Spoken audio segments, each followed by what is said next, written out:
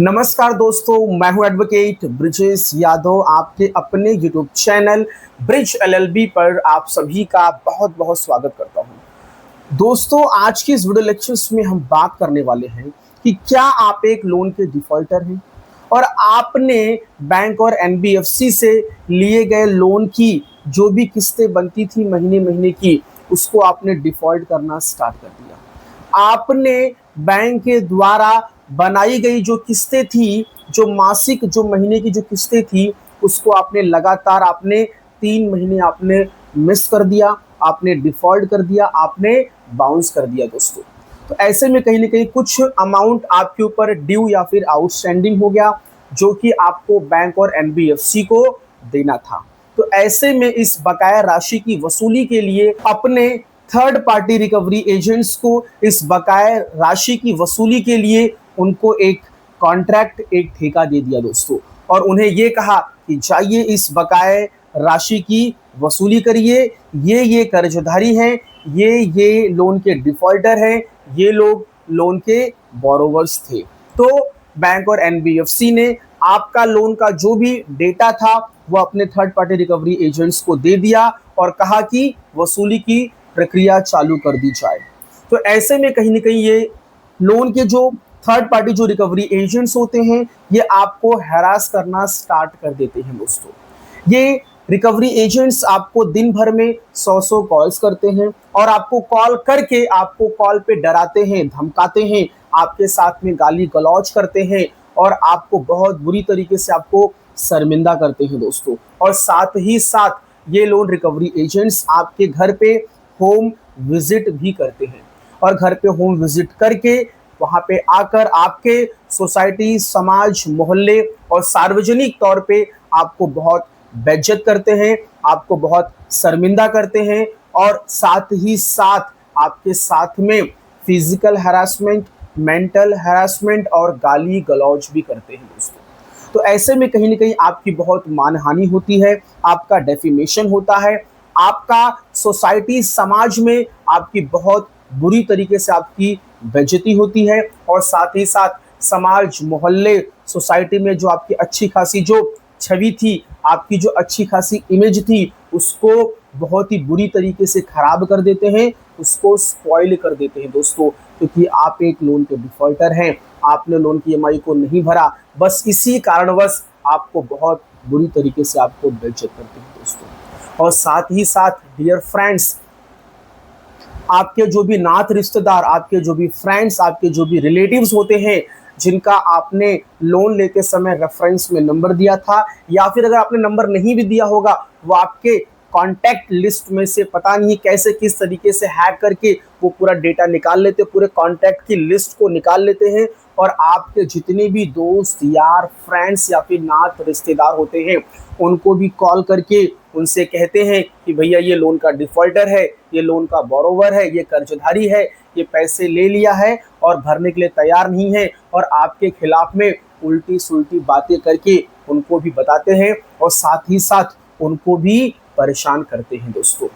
तो ऐसे में कहीं न कहीं इन लोन रिकवरी एजेंट से कैसे निपटा जाए, इनको कैसे सबक सिखाया जाए, और ये लोन रिकवरी एजेंट्स जो आए हैं, क्या ये कानूनी है, क्या ये वैलिड है, और अगर ये वैलिड है तो ऐसे लोन रिकवरी एजेंट्स को आपके घर पे आने के लिए क्या क्या इनको डॉक्यूमेंट्स आपको दिखाना चाहिए और आपके क्या क्या अधिकार है, आपके क्या क्या राइट्स हैं, इसके बारे में आपको जानना चाहिए दोस्तों। और अगर ये वाकई अगर ये लोन के रिकवरी एजेंट्स हैं और ये कानूनी है और ये वैलिड है और यदि इनको बैंक और एनबीएफसी ने भेजा है, तो ऐसे में इन लोन रिकवरी एजेंट्स के बारे में आपको डिटेल्ड में, विस्तार में आपको जानना भी बहुत जरूरी है।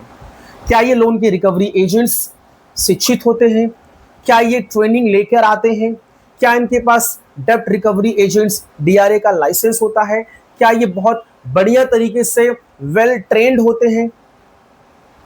अगर ऐसा कुछ है तो ये इस प्रकार की जो हरकत कर रहे हैं, ऐसी हरकत इनको बिल्कुल भी करनी नहीं चाहिए। तो आपको ऐसे लोन रिकवरी एजेंट्स की आपको जांच भी करनी चाहिए और इनके बारे में आपको जानना भी चाहिए। यदि आप इनके बारे में अच्छे से जानकारी रखेंगे तो ही आप इनसे निपट पाएंगे दोस्तों। यदि आपको इनके बारे में नहीं पता होगा कि इनकी क्वालिफिकेशन क्या होती है, क्या ये सचमुच में वेल ट्रेंड होते हैं, ठीक है, तो इनके बारे में आपको अच्छी खासी जानकारी रखनी चाहिए। यदि जानकारी होगी और यदि आपके घर पे आते हैं तो आप जब इनसे बात करेंगे और आपको इनके बारे में जब पता रहेगा तो आप आराम से इनसे निपट सकते हैं, इनको आप आराम से हैंडल कर सकते हैं दोस्तों। तो डियर फ्रेंड्स, आइए जरा समझते हैं इन लोन रिकवरी एजेंट्स के बारे में कि ये कौन होते हैं दोस्तों। ये loan recovery agents dear friends bank और एनबीएफसी के बिहाफ पर काम करते हैं। इन लोन रिकवरी एजेंट्स को बैंक और एनबीएफसी अपने बिहाफ पर इनको अपॉइंट करती है और कहती है कि जाइए इस बकाया राशि की वसूली करिए दोस्तों। और ये वैलिड भी है, लोन रिकवरी एजेंट्स रखे जाते हैं आरबीआई के गाइडलाइंस के मुताबिक।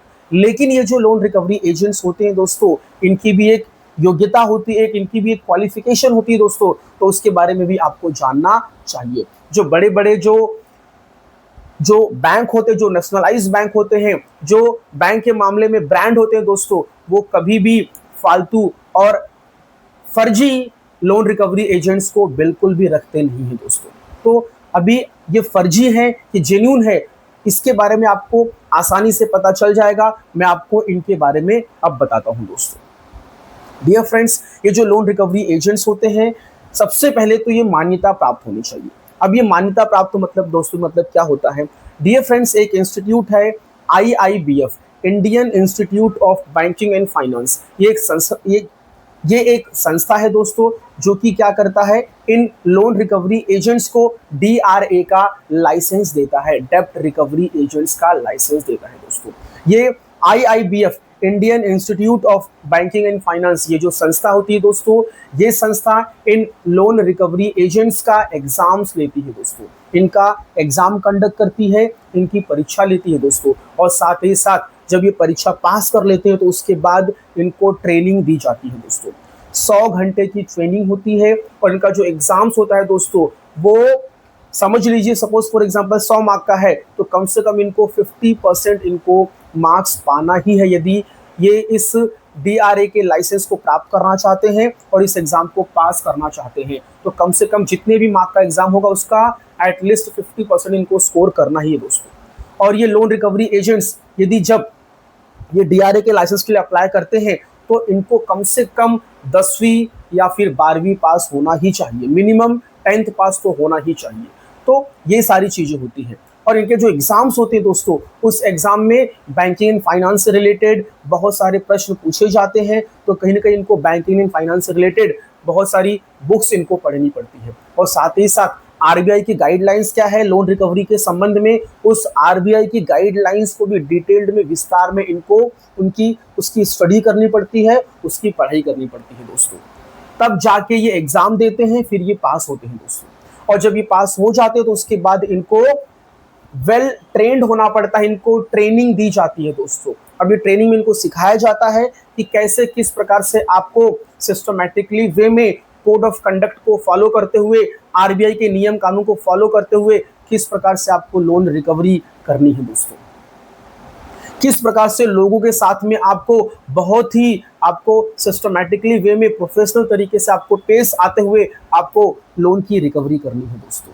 एकदम पोलाइट मैनर में, हम्बल मैनर में, बहुत ही बेहतरीन तरीके से आपको उन जो भी कर्जदारी, जो भी लोन की बोरोवर्स होते हैं, उनके साथ में आपको पेश आते हुए आपको बकाया राशि की आपको वसूली करनी है दोस्तों। इस प्रकार से इनको ट्रेनिंग दी जाती है। साथ ही साथ यदि कोई लोन का बोरोवर महिला है या फिर सीनियर सिटीजन है तो उनके साथ में भी कैसे पेश आना चाहिए, ये सारी चीज़ें उनको उस ट्रेनिंग में बताई जाती है। आरबीआई के नियम कानून क्या है, गाइडलाइंस क्या है, उसके बारे में भी उनको बहुत ही अच्छे तरीके से ट्रेंड किया जाता है दोस्तों। ये सारी चीजें करने के बाद 100 घंटे की ट्रेनिंग लेने के बाद दोस्तों, जो संस्थान है, जो इंस्टीट्यूट है IIBF, वो क्या करता है, इनको DRA का सर्टिफिकेशन, DRA का लाइसेंस इनको इशू करता है दोस्तों। जब ये लाइसेंस इनको इशू हो जाता है उसके बाद ये वैलिड हो जाते हैं DRA, डेब्ट रिकवरी एजेंट्स बनने के लिए दोस्तों। तो जब इनके पास DRA का लाइसेंस आ जाता तो उसके बाद ऐसे वैलिड और सर्टिफाइड DRA जो सर्टिफिकेशन वाले जो भी एजेंट्स होते हैं, ये बैंक के अंदर रिकवरी की प्रक्रिया को करने के लिए वहां पे एज अ जॉब के लिए वहां पे वो अप्लाई कर सकते हैं और ऐसे लोगों को ही बैंक क्या करता है, अपॉइंट करता है as a loan recovery agents दोस्तों। तो इतनी सारी जब प्रक्रिया हो जाती है तो कहीं ना कहीं इनके अंदर एक बोलते हैं ह्यूमैनिटी आ जाती है दोस्तों। और ये इस प्रकार से जो फालतू चीजें जो आज मार्केट में, समाज में लोन रिकवरी को लेके एजेंट्स के द्वारा जो हिंसक रूप जो लिया जा रहा है, हिंसक तरीके से जो रिकवरी की जा रही है, ऐसा बिल्कुल भी नहीं होगा दोस्तों। यदि ये इस तरीके से वेल ट्रेंड और एग्जाम देकर सर्टिफिकेशन लेकर यदि आएंगे तो मुझे नहीं लगता है कि वो इस तरीके से, इस प्रकार से वो आपके साथ में पेश आएंगे जैसा आजकल समाज में, सोसाइटी में हो रहा है लोन रिकवरी को लेकर दोस्तों। तो डियर फ्रेंड्स, तो सबसे पहले तो आपको ये जान लेना चाहिए कि अगर ये लोन रिकवरी एजेंट्स यदि आपसे संपर्क करते हैं, आपके घर पे होम विजिट करते हैं, तो इसके संबंध में आपको इनसे क्या क्या प्रश्न पूछने चाहिए, इनसे आपको कौन कौन से क्वेश्चंस आपको पूछने चाहिए दोस्तों। तो सबसे पहले तो सबसे बड़ा जो सर्टिफिकेट है DRA का लाइसेंस, डेब्ट रिकवरी एजेंट्स का लाइसेंस, इनसे सबसे पहले ये पूछे कि भैया क्या आपके पास डेब्ट रिकवरी एजेंट्स का लाइसेंस है क्या, DRA का लाइसेंस है क्या। ठीक है, देखिए आपने लोन लिया है, उन्होंने बोला लोन का पेमेंट करवाइए, रीपेमेंट करवाइए, ठीक है, वो तो आपको करवाना ही है, वो बात आप साइड में रखिए। लेकिन सबसे पहले कि भैया आप हो कौन, क्या आपको बैंक और NBFC ने अथोराइज किया है, क्या आपको बैंक और NBFC ने भेजा है, तो उसके संबंध में जरा बताइए क्या क्या डॉक्यूमेंट्स आपके पास है। तो आप उनसे पूछ सकते हैं DRA का लाइसेंस। साथ ही साथ आप जिस बैंक और NBFC के बिहाफ पर आए हैं, क्या आपको उन्होंने अथोराइज किया है, तो मुझे बताइए अथोराइजेशन लेटर। आप मेरे घर पे आए हो तो क्या आपने मेरे साथ में पहले कम्युनिकेशंस किया था, क्या आपने मुझसे अपॉइंटमेंट या फिर मुझे इंटीमेट किया था कि हम कहाँ पर मिलेंगे, कब मिलेंगे, ठीक है, इसके बारे में कुछ आपने मुझसे कन्वर्सेशन किया था, तो मुझे बताइए होम विजिट लेटर। यदि आप जेन्युइन हो, यदि आप सही हो, तो आप अपनी आइडेंटिटी को बताइए, आप किस बैंक से आए हुए हो, आपके पास कुछ डॉक्यूमेंट्स है क्या, कुछ नहीं है तो बताइए आपका आधार कार्ड क्या है, वो मुझे बता दीजिए। ठीक है, तो ऐसे बहुत सारे प्रश्न आप उनसे पूछ सकते हैं दोस्तों। यदि वो नहीं बताते हैं तो आप उनसे तनिक भी, बिल्कुल भी उनसे आप एंटरटेन मत होइए, उनसे आप बिल्कुल भी बात मत करिए, उनको सीधे वहीं से इमीडिएटली आपको आउट कर देना है दोस्तों। यदि वो आपके साथ में बदतमीजी करते हैं, आपके साथ में गलत तरीके से पेश आते हैं और ये सब डॉक्यूमेंट्स यदि आपको नहीं दिखाते हैं दोस्तों, तो आप उनके खिलाफ में तुरंत इमीडिएटली आप लीगल एक्शन, आप कानूनी कार्रवाई कर सकते हैं दोस्तों। डियर फ्रेंड्स, तुरंत आपको इमीडिएटली आपको आपके नज़दीकी पुलिस स्टेशन में आपको कॉल करना है या फिर आपको वहाँ पे विजिट करके आपको पुलिस को बुलाना है दोस्तों। 100 नंबर, 112 नंबर जो पुलिस की हेल्पलाइन नंबर होती है, वहाँ पे भी आप कॉल करके आप पुलिस को बुला सकते हैं दोस्तों। डियर फ्रेंड्स, यदि आपको इनके संबंध में, यदि ये बुरी तरीके से बर्ताव करते हैं, आपको सभी लोगों के सामने आपको बेइज्जत करते हैं, शर्मिंदा करते हैं दोस्तों, तो ऐसे लोगों के खिलाफ में इन लोन रिकवरी एजेंट्स के अगेंस्ट में आपको कंप्लेन भी करना चाहिए दोस्तों। जो भी संबंधित जो पर्टिकुलर बैंक होगी उसके अंदर आपको वहाँ पे आपको कंप्लेन फाइल करना चाहिए, आपको वहाँ पे कंप्लेन करना चाहिए दोस्तों। और साथ ही साथ reserve bank of India RBI में भी आपको कंप्लेन फाइल करना चाहिए दोस्तों। वहाँ पे लोकपाल, वहाँ पे ओम्बड्समैन होते हैं, आप उनके पास भी कंप्लेन फाइल कर सकते हैं दोस्तों। और यदि आपको यहाँ कहीं से भी रिलीफ नहीं मिलेगा तो आप कंज्यूमर कोर्ट में भी जाकर आप वहाँ पर कंप्लेन और पिटीशन फाइल कर सकते हैं इन लोन रिकवरी एजेंट्स के संबंध में दोस्तों। तो आपको डरना बिल्कुल भी नहीं, यदि आप डरेंगे तो उतना ज़्यादा आपको डराया जाएगा दोस्तों। डियर फ्रेंड्स, ये जो लोन रिकवरी एजेंट्स जब आपके घर पे होम विजिट करते हैं तो इसका भी एक समय सारणी होती है दोस्तों। सुबह 8 बजे से लेकर शाम 7 बजे के बीच में, 8 बजे के ना तो पहले और शाम को 7 बजे के बाद इनको बिल्कुल भी अलाउड नहीं है कि वो आपसे बात कर सके और आपके घर पे होम विजिट कर सके दोस्तों।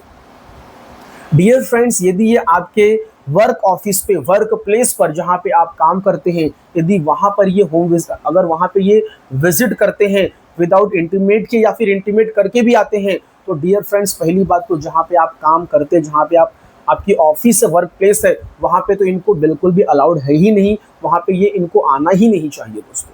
क्योंकि अगर ये वहाँ पे आएंगे तो कहीं ना कहीं आपके जो आपके साथ में जो लोग काम करते हैं, जो आपके सहकर्मी हैं, जो आपके साथ में काम करते हैं, अदर जो एम्प्लॉयज़ हैं या फिर आपके जो बॉस एम्प्लॉयर हैं, उनके सामने आपकी बहुत बेइज्जती हो जाएगी दोस्तों। तो डियर फ्रेंड्स, ये सारी चीज़ें हैं। और साथ ही साथ ये लोन रिकवरी एजेंट्स दोस्तों, आपने लोन लिया है तो इसके संबंध में आपके लोन से संबंधित जो भी बातें हैं इसको ये सार्वजनिक नहीं कर सकते, ये किसी को बता नहीं सकते दोस्तों, ये आसपास मोहल्ले समाज में इसको बांट नहीं सकते। तो कहीं ना कहीं यदि ये ऐसा कुछ करते हैं तो ये आपकी प्राइवेसी को बीच करते हैं, आपकी जो गोपनीयता है उसको उजागर करते हैं दोस्तों। ये कहीं ना कहीं अपने आप में गैर कानूनी है, ये आपके फंडामेंटल राइट्स, आपके लीगल राइट्स का ये उल्लंघन कर रहे हैं, वायलेशन कर रहे हैं दोस्तों। इसके खिलाफ में भी आप कंप्लेन फाइल कर सकते हैं दोस्तों।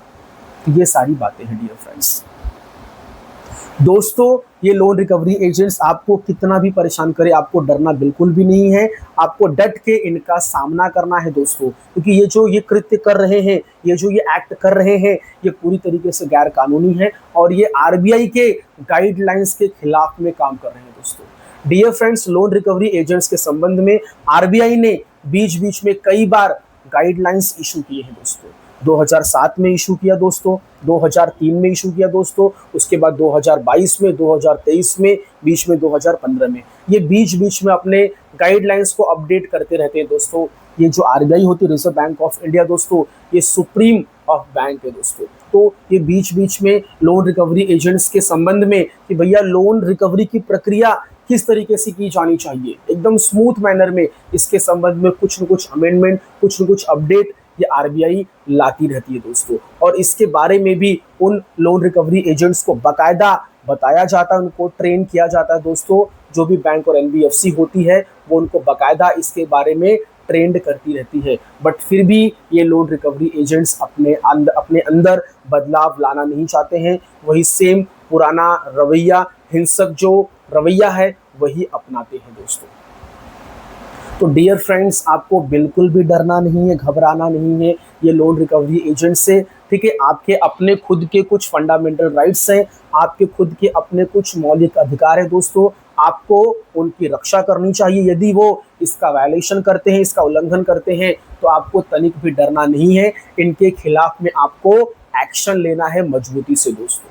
यदि आप अपने राइट्स को लेके जागरूक रहेंगे, आपके जो भी अधिकार हैं उसको लेके यदि आप सजग रहेंगे दोस्तों, तो कोई आपका कुछ भी बिगाड़ नहीं सकता दोस्तों। जहां पर आपको कानून का जो ज्ञान है, अगर वहां पे उसकी कमी आ जाती है आपके पास, तो आपको बहुत ही बुरी तरीके से डराया जाता है, धमकाया जाता है दोस्तों। यदि आप इनसे डरना नहीं चाहते हैं तो आप अपने राइट्स को लेके अलर्ट हो जाइए, अपने अधिकारों को लेके जागरूक हो जाइए दोस्तों, और इनका बहुत ही सिस्टमैटिकली वे में, कानूनी तरीके से और एकदम सिस्टमैटिकली वे में इनका सामना करिए। इनसे डरिए मत बिल्कुल भी।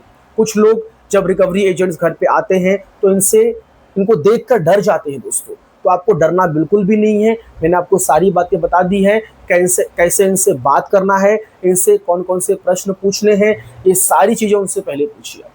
आपको पैसे देना है वो बात की बात है, लेकिन आप मुझे बताइए आपका परिचय, आपका इंट्रोडक्शन, आप कौन है, ये सब पहले क्लियर कर लीजिए। करने के बाद ही इनसे आप बात करिए, और आपकी जो भी प्रॉब्लम, जो भी समस्या है, आपको पैसे देना है, नहीं देना है, क्या दिक्कत चल रही है, जो भी है इनको शेयर करिए। लेकिन पहले जान तो लीजिए कि ये हैं कौन, क्या ये कहीं फर्जी एजेंट्स तो नहीं है, कहीं ये फेक लोग तो नहीं है, ये सब पहले जान लीजिए। जानने के बाद ही अपना डेटा, अपनी जो भी बातें हैं इनके साथ में साझा और शेयर करें दोस्तों। डियर फ्रेंड्स, ये लोन रिकवरी एजेंट्स आपको दिन भर में 100 कॉल्स करते हैं। ये जो आरबीआई के जो गाइडलाइंस है, उन्होंने ऐसा नहीं कहा है कि भैया 100 कॉल्स कर रहे हैं तो आपको 100 कॉल्स उठाने हैं। एक बार कॉल किया, एक बार उठा लिया, दैट्स इट। उसके बाद ये कितनी बार भी कॉल्स करे, आप कॉल्स नहीं उठाएंगे तो कोई दिक्कत नहीं, कोई फर्क नहीं पड़ता दोस्तों। दिन भर कॉल उठाएंगे तो आप काम धंधा, जॉब कब करेंगे, 2 पैसे आप कब कमाएंगे।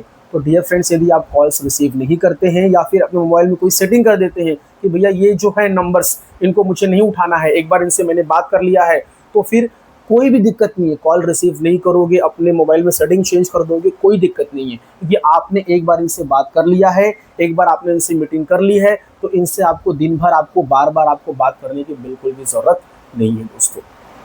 तो डियर फ्रेंड्स, ये सारी बातें थी लोन रिकवरी एजेंट्स के संबंध में। तो आपको आपके अधिकार, आपके राइट्स को लेके आपको जागरूक रहना है दोस्तों, और डरना बिल्कुल भी नहीं है। डरोगे तो आपको और डराया जाएगा दोस्तों।